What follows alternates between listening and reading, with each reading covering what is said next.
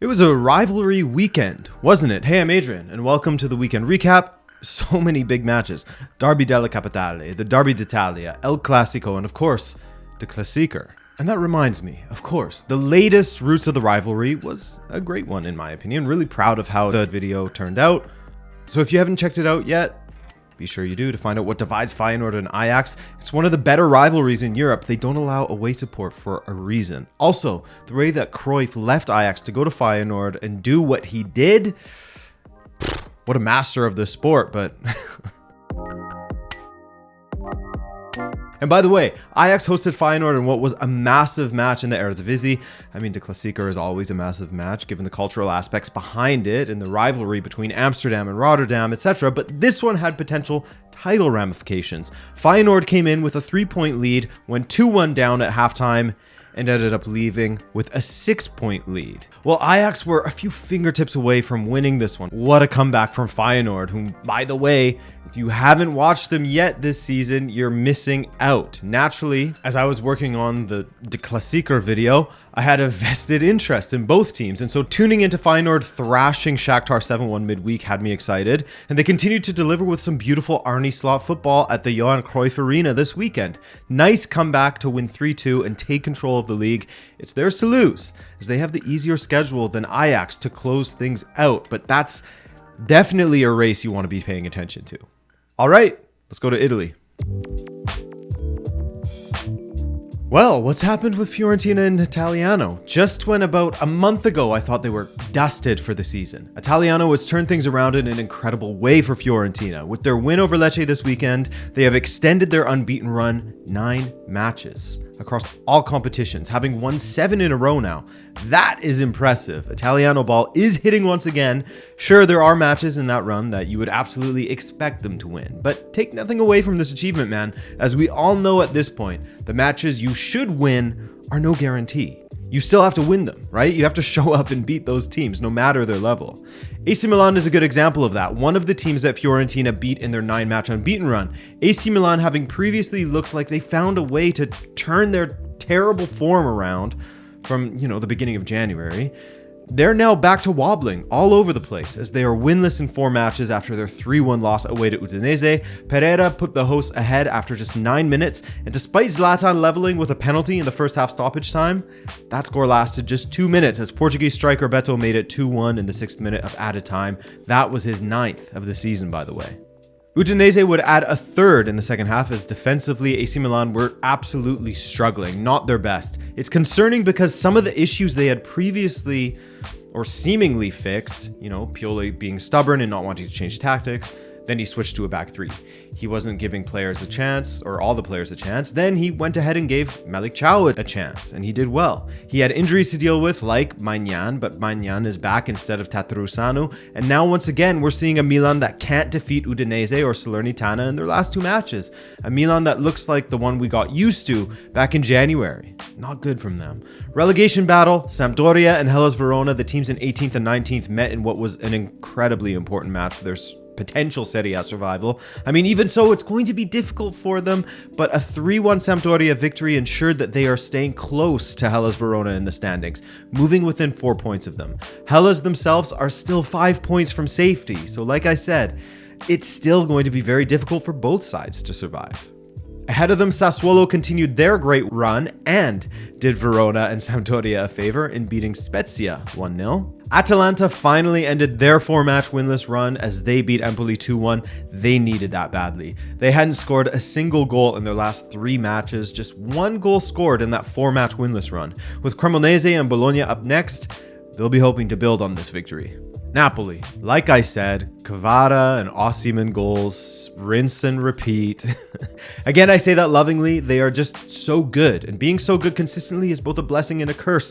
How quickly people get bored of you at times, But honestly, anyone who watches Napoli and says that they are bored, they need to get themselves checked out. Because, they beat Torino 4-0, and Torino, my friend, are not a bad team. As we mentioned last week, they are flirting with the European places, so to dispatch of them so easily, the way that Napoli did, it's just more supreme Spalletti ball from Napoli and more scary evolution from both Kvaratskhelia and Osimhen in particular. The Rome derby delivered on atmosphere, it delivered on the feisty nature that typically takes over this match, but Ibanez getting himself sent off was a bit silly and frustrating for Roma supporters. Perhaps the occasion got to him a bit as he got a yellow in the first minute or so the over-under on him getting sent off, well, it felt like a guarantee. And by the 32nd minute, my man was forced into choosing whether he would be using the all-in-one body wash and shampoo or just going with separate bottles. He was gone. Wknd scored what would be the winner in this one, Lazio getting the victory and doing the double over Roma this season at the Olimpico. They beat them 1-0 on November 6th of 2022 as well. And now to editor Adrian for the second rivalry matchup in Italy, the Derby d'Italia between Juve and Inter. Take it away. So, Inter playing at home against Juventus, and it was Kostic who opened the scoring early. Definitely some questions to be asked of this handball in the build-up, but the goal was indeed given. Did it touch Rabiot's arm? Did it touch Vlahovic's arm? Did it touch both of their arms? Maybe. I mean, people are going over this like it's the Zapruder film, but in the end, I think most Interisti can at least agree on this. Inter were not good. Again, man. They're playing at the San Siro, and they allow Juve to deal with them so easily. And this isn't even a top Juventus side of the last few years. Sure, Inter had a ton of possession, but they looked very shaky going forward and trying to defend. They looked shaky in transition, where Juve had a 4-on-3 numerous times against them. The opportunities they created weren't superb, bar that one in the first half. It feels like, and with 9 losses now this season, it feels like it's just not working at Inter at the moment. Is it Inzaghi's problem? The ownership and the question marks there? I don't know, but it was relatively easy for Juve in the end. In a Derby d'Italia at the San Siro, that shouldn't happen, right? And so at the top, Napoli's lead is now 19 points over Lazio now, who sit in second. Juve, remember, they had 15 points taken away from them, and with it looking like they could get those points back, they are in pretty good shape. Again, if they get them back, of course, those 15 points would put them in second place. Crazy. Atletico Madrid are in some fine form at the moment, man. After some rough patches this season, they are on a great run out of the Copa del Rey, out of Europe, and being able to just focus on the league has helped them greatly, as well as having a break from some of the truly difficult teams. They did get a draw against Real Madrid along the way, however, so take nothing away from them. In general, really, they're going ahead and beating all of the teams in front of them as they should. Sevilla, Valencia, Girona, Celta, Athletic, Osasuna, etc. This weekend was another chance for the fantastic Antoine Griezmann to shine, while Alvaro Morata and Thomas Lemar, 2 subs, made an instant impact when they came on, linking up for Atletico's third goal in that 3-0 win against Valencia, aka Bad Vibes FC. Speaking of Osasuna, they suffered at home against Quique Setien's Villarreal, as Chukwueze gave them the lead after just 14 minutes, and then late on, as Osasuna pushed for an equalizer, Villarreal scored not 1 but 2 more goals. Jose Luis Morales with a brace, scoring 2 goals in 8 minutes to close out the 3-0 victory for Villarreal. Celta de Vigo are catching some great form as well at the moment. They continue to climb the standings and put the relegation zone as far behind them as possible as they beat Espanyol 3-1 away this weekend. After taking a 2-0 lead in the first half with goals from Gabriel Vega, he's having a great season, and Iago Aspas, of course, always having a great season. Later on, they got a third through Carlos Perez. Espanyol pulled one back, but a big victory for Celta. 5 matches unbeaten now. They have nearly caught up to Athletic Club, which is quite the achievement given the difference in how the two teams started this season. For their part, Athletic beat Real Valladolid 3-1 away, as Kyle Larin scored once again for the losing side. 2 matches in a row that he has scored, actually, as his La Liga record is great. 5 goals from 8 appearances, but he couldn't do enough to help Valladolid to some points. Real Betis, they recovered from getting knocked out of the Europa League with a 1-0 win over Mallorca, while Real Sociedad beat Elche, destined for relegation, those guys. 2-0 with Takefusa Kubo getting what would be the winner in the 48th minute. Sevilla could be destined for relegation. We'll see. They lost again. They are in crisis at the moment, losing away to Getafe. Well, we'll see what happens there. They're just 2 points above safety at this moment. And now to editor Adrian once again for some match.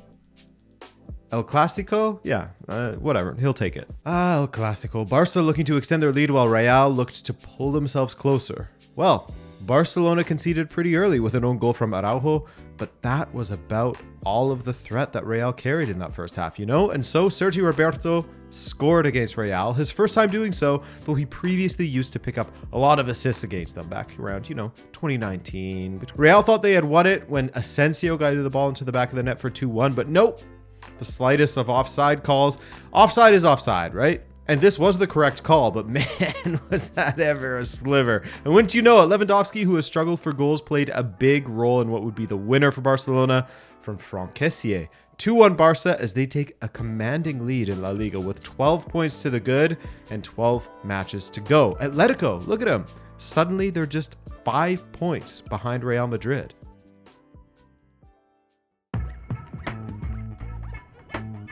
Gladbach and Bremen played to a 2-2 draw. Nice little 4-goal thriller there in the second half on St. Patrick's Day. By the way, happy St. Patrick's Day to you guys. I never said that earlier. Hope you guys had fun if you were celebrating.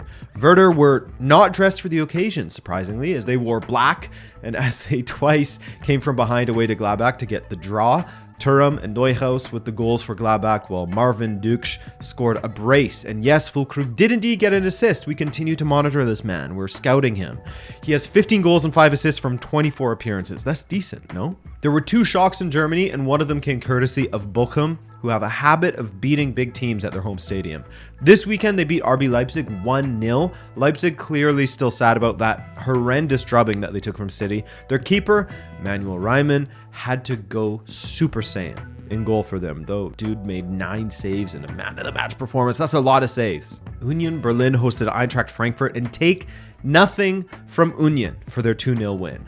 But the form of Frankfurt is a bit poor these days, isn't it? No shame in getting bounced from Europe by Napoli. They haven't won a game since February 18th, though, which was 7 matches ago. But Union, this was a welcomed win for them, as, of course, they too have been in some poor form recently. Eliminated from the Europa League and struggling to fight on all fronts because of it. They were on a 5-match winless run, but with that win, they're back in the title race, you'd think.